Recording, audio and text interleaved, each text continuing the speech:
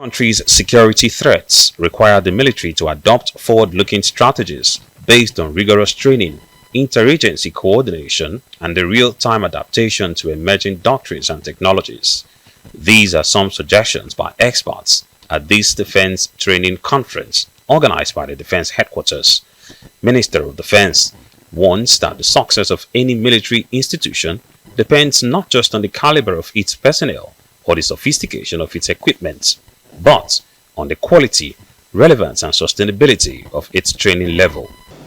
On this note, I must state here that the federal government through the Ministry of Defense remain committed to supporting the armed forces. As part of our strategic vision, we are working closely with the services to renew and enhance our defense training architecture with clear focus on aligning training programs with strategic defense objectives. The Chief of Defense Staff says the military has concluded arrangements to deploy over 800 Special Forces personnel to operational theaters to combat the myriad of security challenges across the country.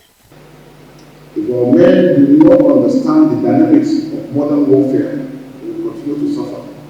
And it is in line with that we will see that it is important that we harmonize our training, enhance jointness, and prepare our men for the threats ahead. For me, I think every personnel, whether Army, Navy, Air Force, should have the basic training of the Special Forces team.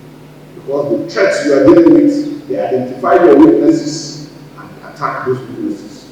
A former Chief of Defense Staff, Lucky Rabo, identifies low manpower to innovation and limited budgetary allocation as some challenges undermining innovative training.